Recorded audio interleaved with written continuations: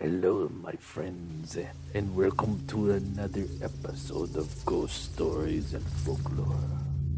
Tonight, I am going to tell you about a simple little post office located in the suburb of Chicago called Englewood.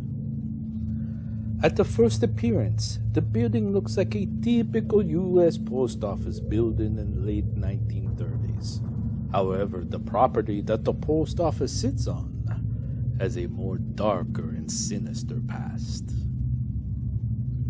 Let's travel back, shall we, to the year 1893 and to the Chicago's Columbian Exposition and World's Fair. Not only was the fair set as a national celebration for the 400th year of Columbus discovering the New World, but it was also to be a showcase for Chicago, showing it how it risen from the ashes from the great fire that destroyed most of the city in 1871. Almost 26 million people flocked to Chicago for the fair, including visitors and people seeking employment. There was only one little issue with the plans for the fair, and it was for the housing and lodging for all of these people.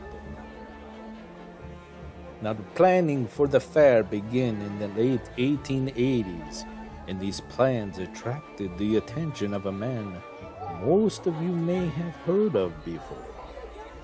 Dr. Herman Webster Mudgett, also known as Dr. Henry Howard Holmes, but better known as H. Holmes. There are several videos and books, articles, movies, and documentaries about H. Holmes and the infamous Chicago murder castle.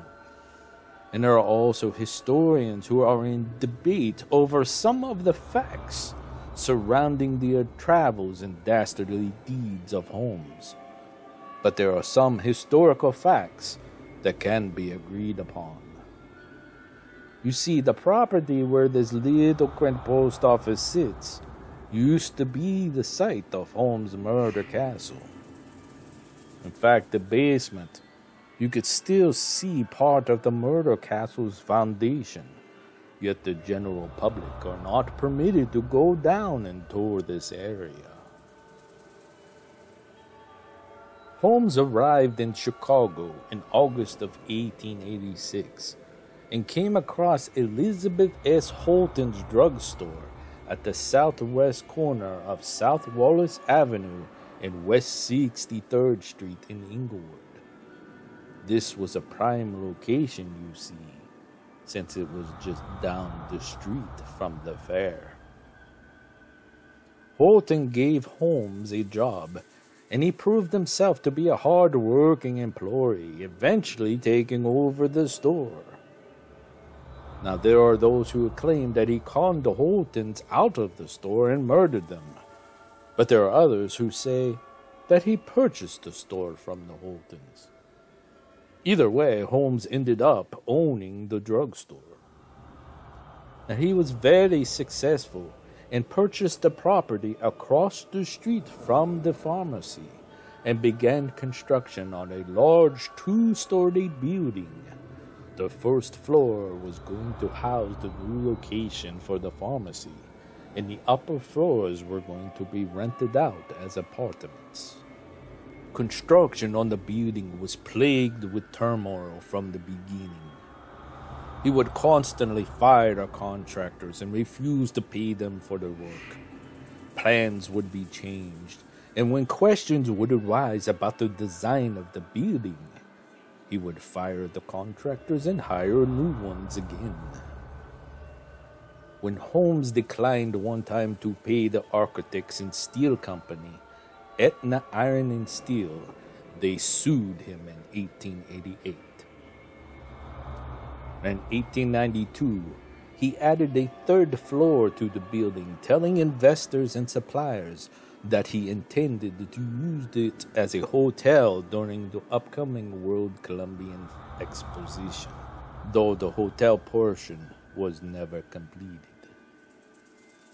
Furniture suppliers found that Holmes was hiding the materials for which he had never paid. These were put in the hidden rooms and passages throughout the building. However, theft was the lesser of any of the crimes that were committed within the walls of the building.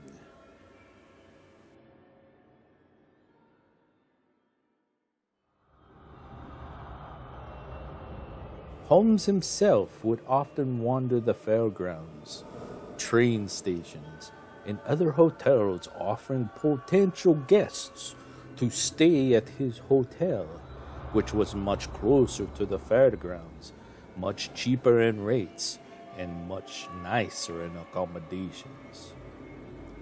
The strange thing is, you see, that most of these guests that stay at the World's Fair Hotel were never seen or heard from again.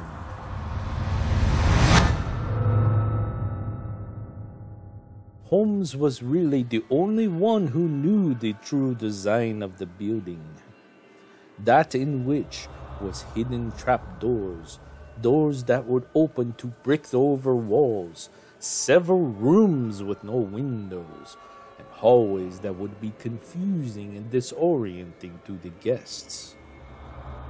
Holmes could control gas being pumped into the rooms from his office while the guests were sleeping, and there were hidden chutes that he would use to drop their unsuspecting and unconscious bodies down into the basement.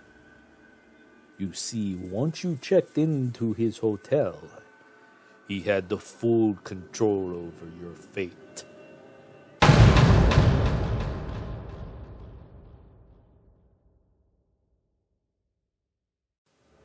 The basement was Holmes' playground. There were dissection tables, vats of acid, lime pits, and a large kiln that was used to dispose of his victims. None of these atrocities were ever discovered until way after Holmes left Chicago in July of 1894 and abandoned the building. And there are those who believe that the accuracy of the tales he told in his confession about the time he spent at the castle were all false and made up. Holmes did confess to 27 murders, and he became America's first serial killer.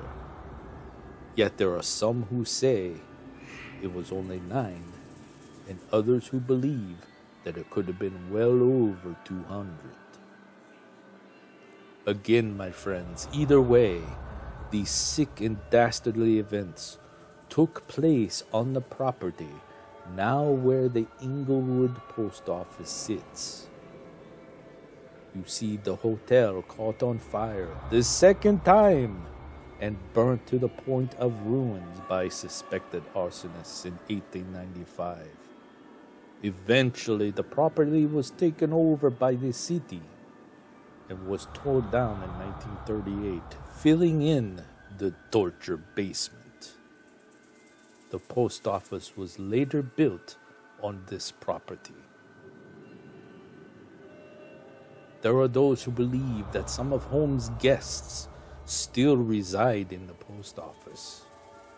There have been reports of chairs being stacked up on their own, strange whispers and voices from the basement, those who have reported being touched, extremely cold temperatures reported throughout the building, and the faces of some of the victims being seen on the walls in the basement.